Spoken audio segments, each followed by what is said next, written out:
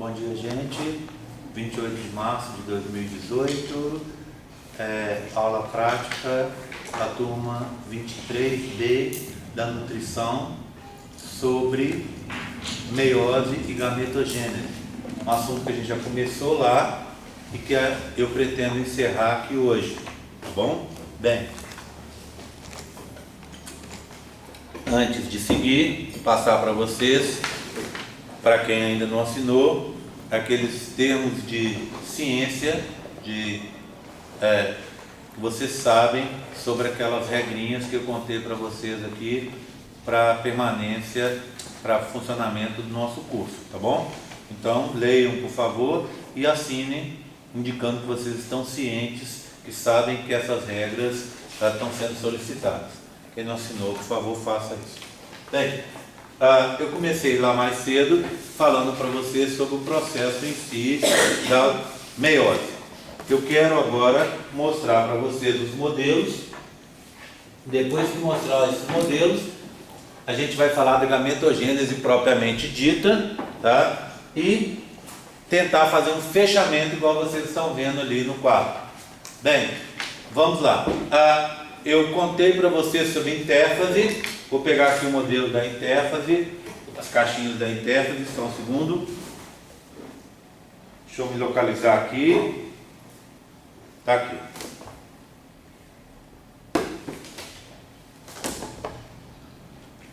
Então, na intérfase, você tem as fases S e G1 e G2. S fica entre G1 e G2, tá bom? Na S você tem a duplicação semiconservativa do DNA e na G1 e G2 o crescimento celular para que você possa ter aquela a presença das estruturas suficientes, moléculas, organelas para dividir entre as duas células. Então na intérfase a gente ainda vê a presença do núcleo da carioteca, os cromossomos estão desenovelados, está ocorrendo a duplicação dos cromossomos, mas ainda não consigo ver. E eu disse para vocês que estava sendo duplicada aquela organela que vai ser no futuro responsável pela formação das fibras do fuso, que são os centrossomos, tá vendo? Um aqui e outro aqui, que é um par de centríolo. Passando depois, a gente entra na prófase 1. O que a gente tem na prófase 1? Na prófase 1 a gente vai ter um pareamento de homólogos, não é isso? Então aqui eu tenho dois tipos diferentes de cromossomos.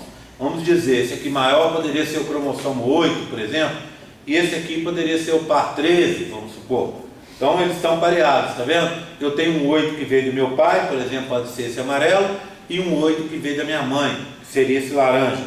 E aqui a mesma coisa, tá? Bem, nesse momento na prófase 1, olha, os centrossomos já se deslocaram e foram para os polos opostos. E eu tenho também o processo do crossing over aqui, um processo de troca de material genético entre cromossomos homólogos, entre cromátides vizinhas, né? Então pode trocar essa com essa, essa com essa, essa com essa, essa com essa outra, pode ter troca assim, e é uma troca casual, ou seja, de um processo para o outro, você tem trocas que não acontecem no mesmo lugar.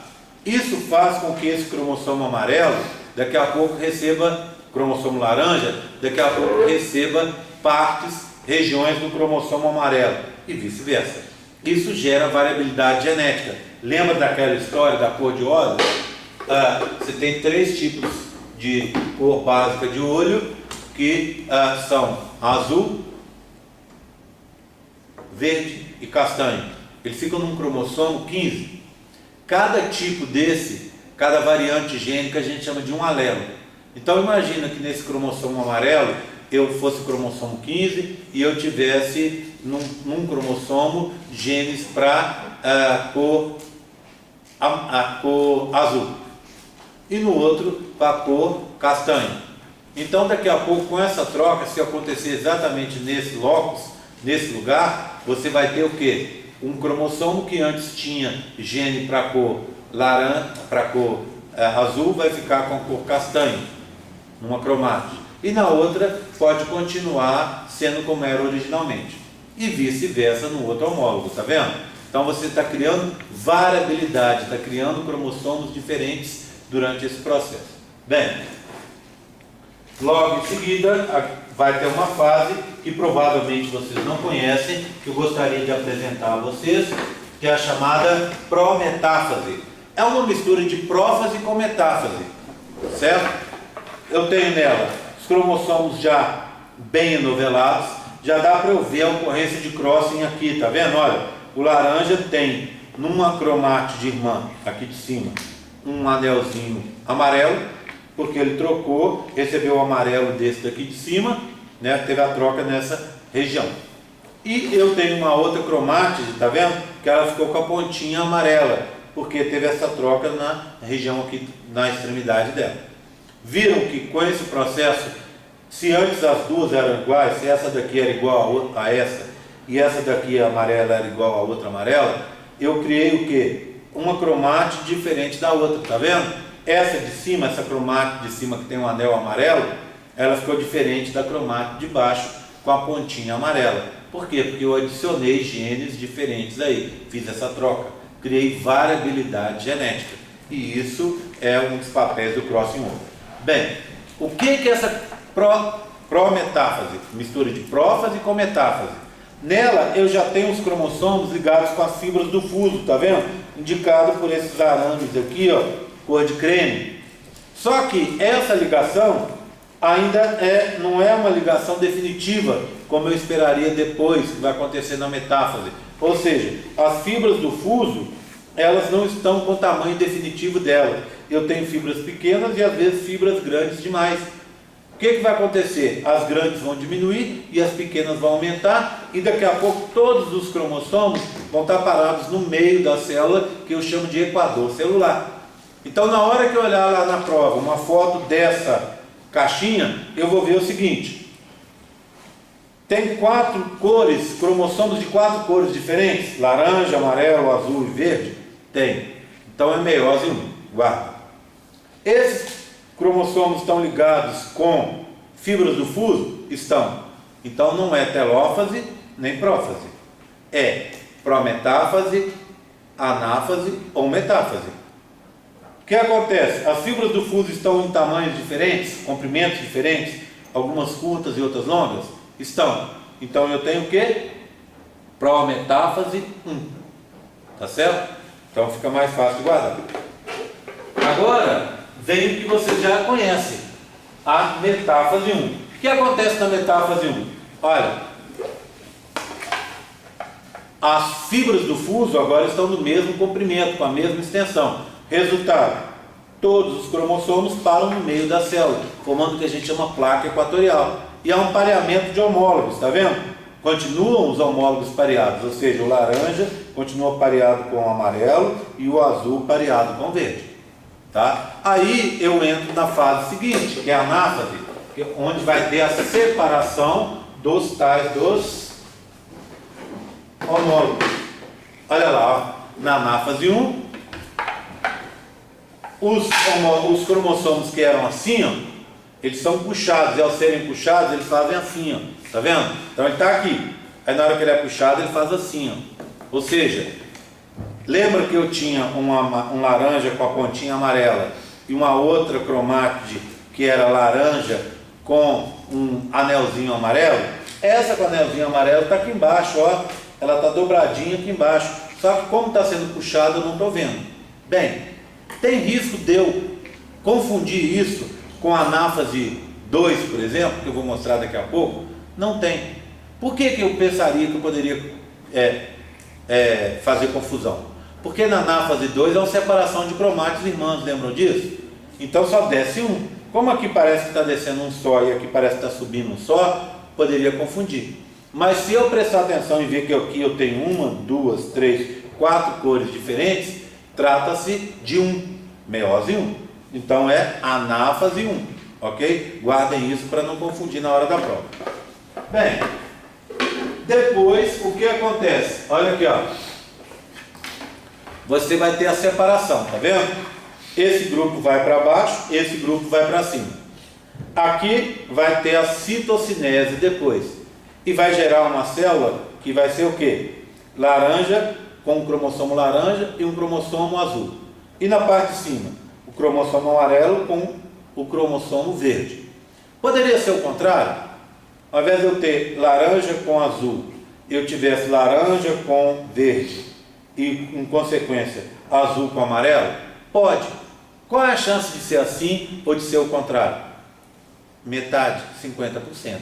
Quero dizer, então, que eu tenho a mesma chance de ter assim ou de ter o contrário.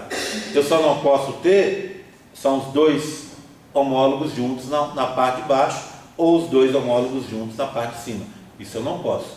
Bem, essa separação aqui, eu estou falando para 2 pares.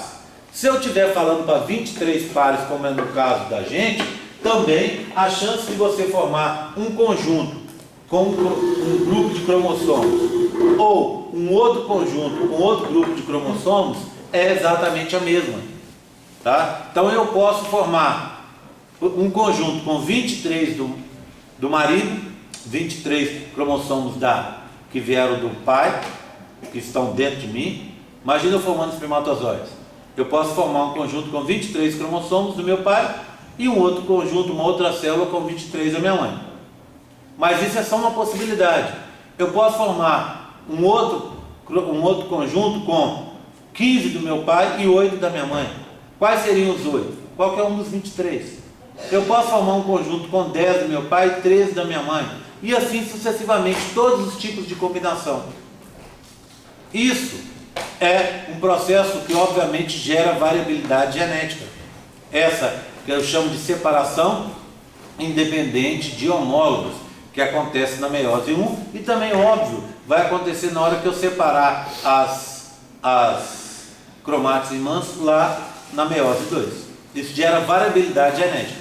Bem, quantas combinações eu consigo fazer? Existe uma parte da matemática que trata disso, e vocês conhecem, chama-se análise combinatória. Como é que eu faço uma análise combinatória de uma coisa que vem aos pares? Eu ponho o número 2. E o número de pares eu ponho elevado. Então é 2, quantos pares? 23. 2 elevado a 23. Depois vocês façam na calculadora. Vai dar em torno aí de uns 4 milhões e meio. Então, só alterando que cromossomo vai para uma célula, que cromossomo vai para outra, são cromossomos diferentes, não é isso? Eu crio uma enorme variabilidade genética. Eu consigo, a partir de um conjunto inicial, criar, por exemplo, 4 milhões e meio de espermatozoides diferentes. Tudo bem. Agora, pensa no crossing over, que também tem a ver com variabilidade genética.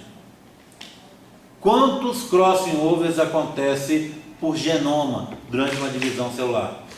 Dá mais ou menos em torno de 4 por par de homólogos, que daria em torno de 100 por genoma durante cada meiose. Então, se eu pego 4 milhões e meio e multiplico por 100, daria 450 milhões de possibilidades diferentes. Só que aí eu estou fazendo uma conta simplista, não sei se vocês me entendem. Eu acabei de contar para vocês que o crossing over é um processo que acontece ao acaso. Então, qualquer gene teria, teórica pelo menos, a mesma chance de sofrer crossing over que o outro. Se eu tenho 25 mil genes no meu genoma, então são 100 trocas, né? Imagina 4 por cromossomo, daria quase 100, mas vamos arredondar para 100. Então, eu teria 100 trocas, num total de 25 mil possibilidades diferentes. Aí a gente já está falando de uma ampliação em muito dessa variabilidade genética. E se eu somo a isso o total de alelos diferentes que eu tenho, quanto mais alelos, mais coisas para trocar, eu crio uma variabilidade genética incrível, incrível. E essa variabilidade genética é um dos sucessos que explicam um dos sucessos da nossa espécie. A gente povoa a Terra, a gente está destruindo a Terra porque tem gente demais na face da Terra. A gente se dá como espécie muito bem Por quê? Porque uma das razões é essa variabilidade genética. Como assim?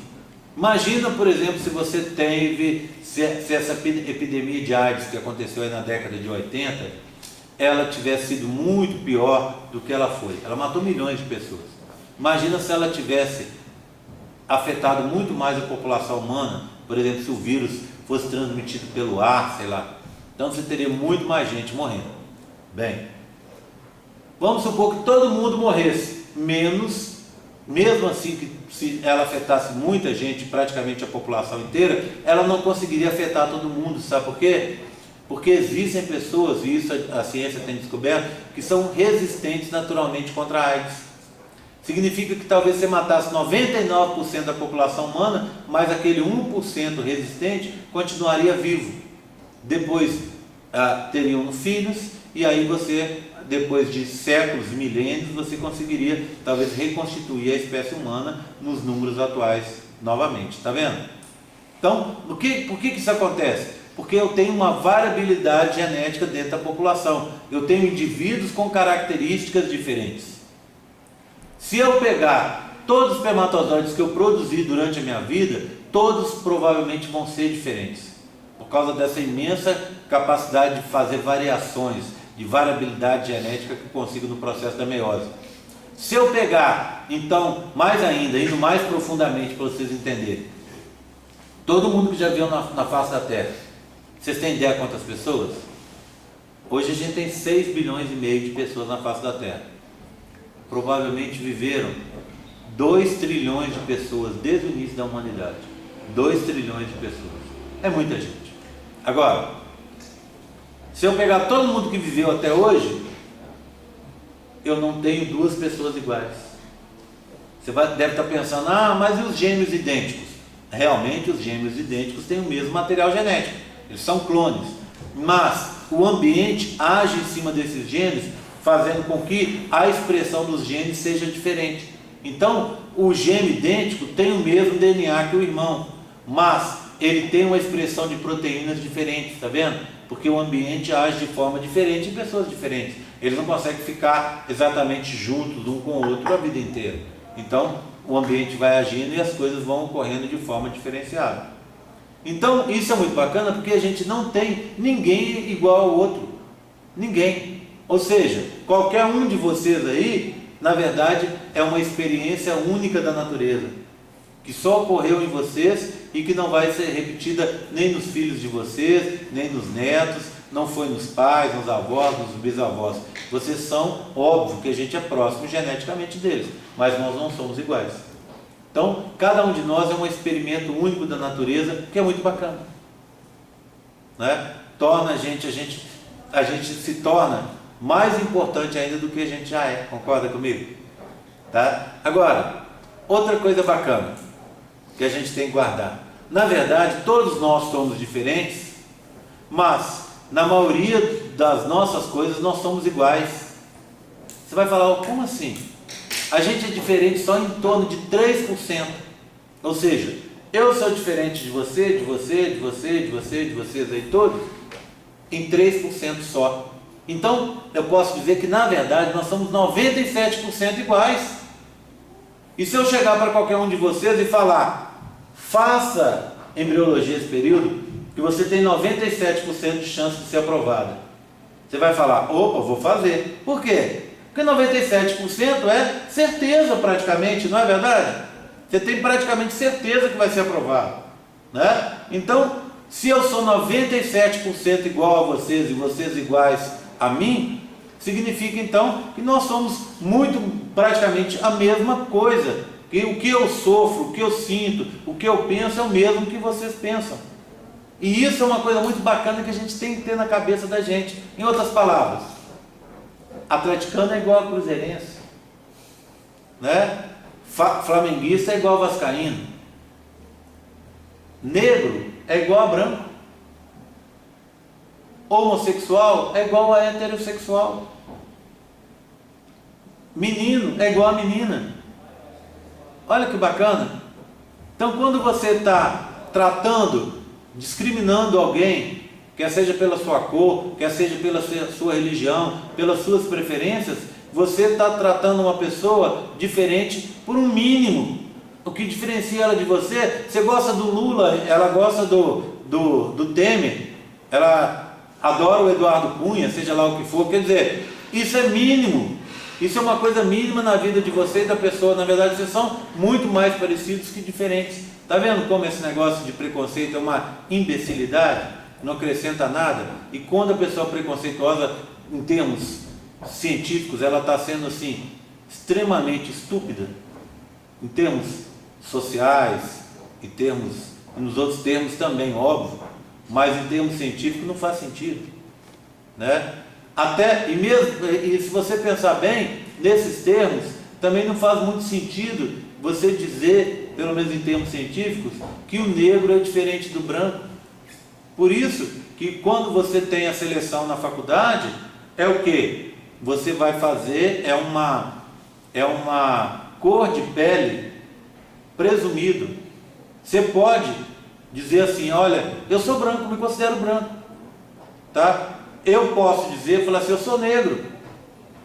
E aí, o que acontece? Acaba dando problema muitas vezes, porque para todo mundo aquela pessoa é branca, para todo mundo aquela pessoa é negra. E ela, na hora que ela foi dizer que era a cor de pele dela, ela fez uma autoafirmação, que eu sou assim, eu sou assado. E num país tão miscigenado como o nosso é difícil. Por exemplo, qual a cor da minha pele? Eu sou branco, né? Mas se você for olhar, eu tenho um avô e uma avó que são negros. Então, na verdade, se alguém chegasse, se eu entrasse nas cotas, alguém chegasse e falasse, mas é um absurdo, o Jerry é branco. Falasse aqui, ó, olha a foto do meu pai, do meu avô e da minha avó, são negros, tá vendo?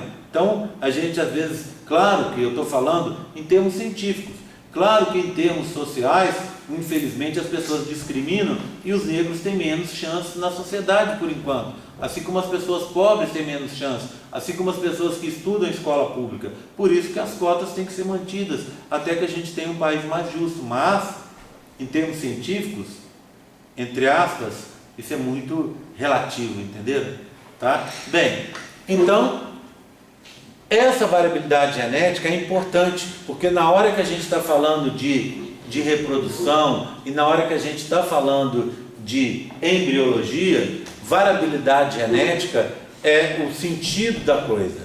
É por isso que a gente tem uma reprodução mais complicada, é por isso que existe uma série de coisas que a gente vai aprender. Senão era mais fácil, era só fazer clones um do outro, é mais fácil do que ter que se reproduzir de forma sexuada, com variabilidade genética. Era só reproduzir assexuadamente, ponto final. Bem, voltando à nossa história. Então nós chegamos lá, ó, nós passamos pela intéfase, prófase, prometáfase, metáfase, e essa aqui é a anáfase.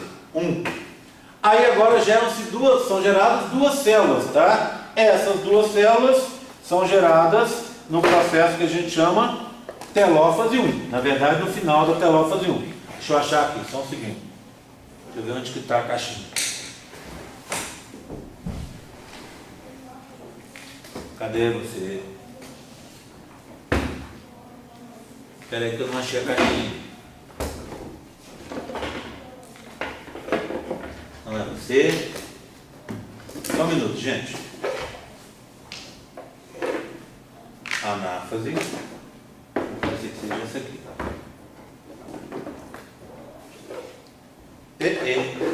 Deixa eu organizar mesmo. Ah, tá aqui. Escrevi uma chave. Pronto. Telófase 1. O que aconteceu na telófase 1? Olha lá, ó. Os cromossomos, né? Eu criei dois conjuntos, tá vendo? O azul ficou com laranja e o amarelo com verde. Lembra que eu disse para vocês que eu poderia ter o contrário? Sem nenhum problema, e a chance de acontecer o contrário seria a mesma. Então eu criei dois conjuntos. Ao final da telófase 1, as células se separam pela citocinese e eu tenho duas células diferenciadas com patrimônio genético delas diferenciado. Bem, telófase 1. Aí o que acontece com essa célula? Ela agora vai entrar numa parada. Essa parada não é a intérfase. É uma nova preparação que pode envolver um processo de novo crescimento, produção de estruturas que precisa, etc., né? Mas não tem a fase S. Para diferenciar, então, essa parada daquela intérfase que a gente aprendeu antes, eu vou chamar essa parada de intercinese, tá? O que seria a tal de intercinese? Uma parada em que a célula vai se preparar novamente e vai verificar se está tudo correto. Se tiver tudo correto, ela vai entrar em divisão. Se não tiver tudo correto, ela pode parar o processo e até desistir do processo. Quando ela desiste do processo, voltar para trás, ela não pode. Ir para frente, ela não pode. Então, o que ela costuma fazer? O que ela vai poder fazer? Ela vai se suicidar, entrar num processo de morte celular programada, que a gente chama de apoptose, não é isso? Então, ela entraria em apoptose para não criar confusão para aquele organismo onde ela está inserida. Bem, eu tenho uma representação da intercinese aqui. Na verdade, duas, né? Porque a partir de agora eu vou começar com duas. Sempre duas, porque eu vou gerar duas células. Então, olha, eu tenho de novo o núcleo formado, os cromossomos descondensados, está vendo? Frouxos. E aqui eu vou ter o centrosomo, que eu já expliquei para vocês. Então tá uma, a outra está aqui, ó, do mesmo jeitinho, né? A outra célula está aqui, tá? Bem, aí o que acontece? Passa-se da intercinese para a prófase 2. Agora a segunda divisão. Só lembrando um pouquinho antes da gente continuar.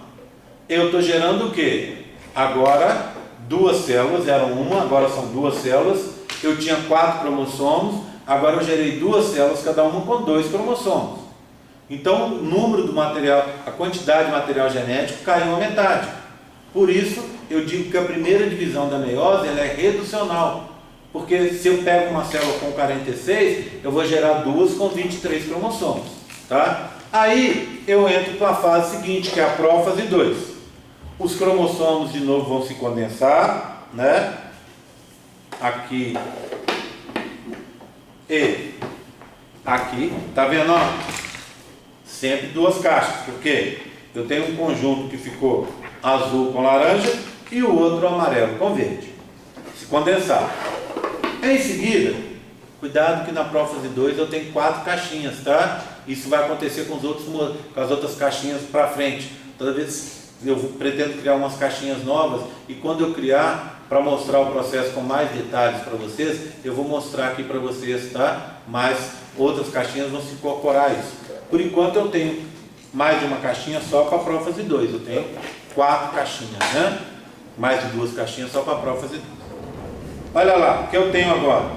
Uma duplicação dos centrossomos, tá vendo? Um está aqui e o outro está aqui em cima, ó. Vão formar a fibra do fuso. Além de se duplicar, eles foram para polos opostos.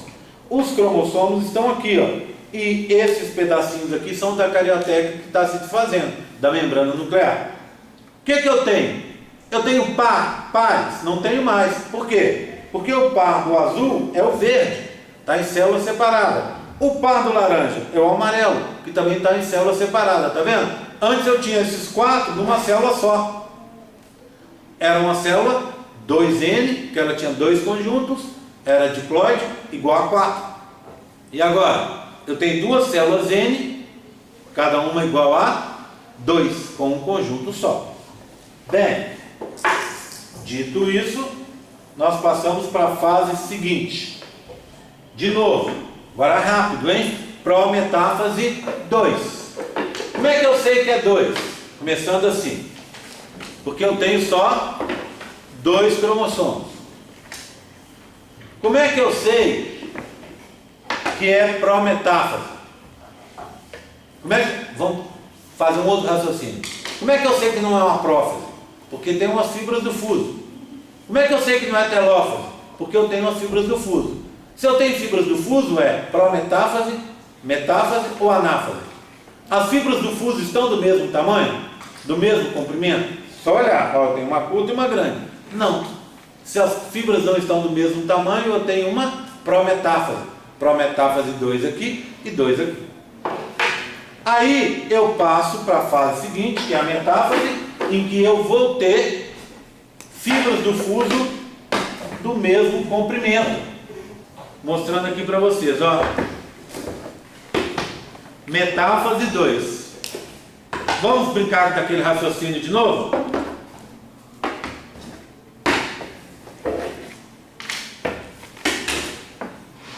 Olha aqui, ó.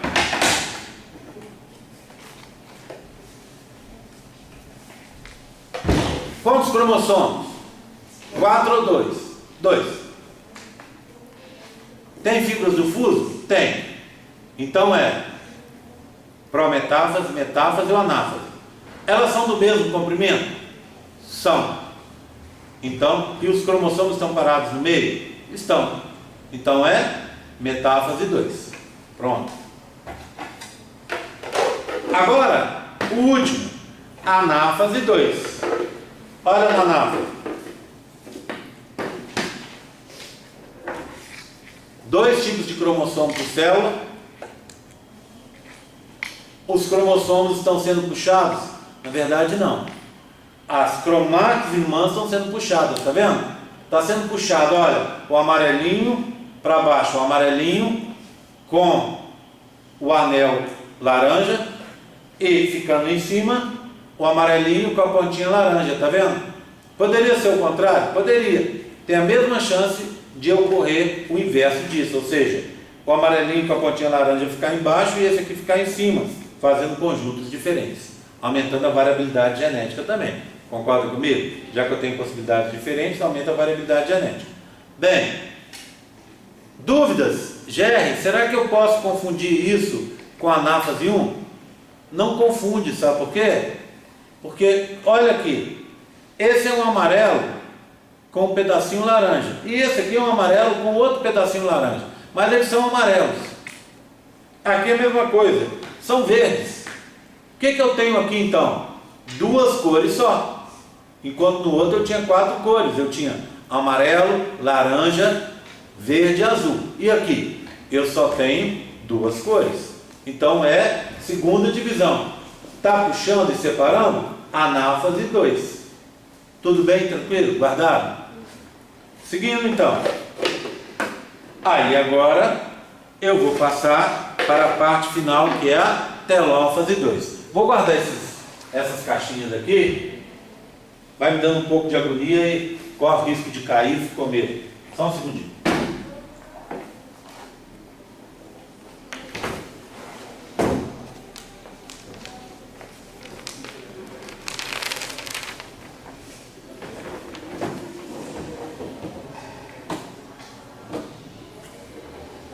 Também já foi, né? Agora, vamos falar então das caixinhas finais, as menores, certo? O que eu tenho aqui? Eu tenho, essas aqui são células filhas, célula filha, célula filha, e essas aqui são da telófase 2, mais 2 aqui para a telófase 2. Então são 4 caixinhas menores, tá vendo? Vou pegar as da telófase 2, olha. O que eu formei? 2 células, depois da telófase 2, no final dela tem a citocinese, não é isso? 2 células diferentes entre si. Vamos olhar só o amarelo e o verde. Por que essas células são diferentes? Porque tem cromossomos que não são exatamente iguais, concorda? Olha, eu tenho o amarelo com o anel laranja e o amarelo com a pontinha laranja. Cromossomos com regiões diferentes. Mesma coisa é válido para o verde. Então essa célula é diferente da outra porque tem cromossomos com genes diferentes. Pode ser, se você estava em heterozigose, não é isso? Então, cromossomos com genes diferentes, dando origem a células diferentes. O mesmo raciocínio é válido para o outro par. Olha aqui. Resultado. Confiram comigo. Formaram-se 4 células. Foram formadas 4 células diferentes entre si. Não é? 4 células diferentes, porque essas 4 células têm os cromossomos um pouco diferentes em relação ao outro.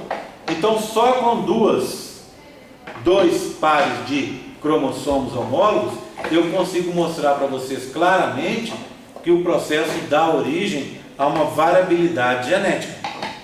Ao final, só para a gente encerrar o raciocínio, olha, o núcleo se refaz, a célula ainda é pequena, mas ela vai crescer, né? Mas claramente eu vejo que eu tenho, novamente, olha, 1, 2, 3, 4 células diferentes, ó. Pegar assim fica mais fácil de vocês perceberem. 4 células diferentes. Por que são diferentes? Porque os cromossomos são diferentes. E por que os cromossomos são diferentes? Porque eles têm regiões diferentes, que não eram as originais. Por que eles ficaram com essas regiões diferentes? Porque aconteceu o tal do crossing over. Tá? Bem, resumo dessa parte da matéria. O que eu quero? Que vocês se lembrem do processo.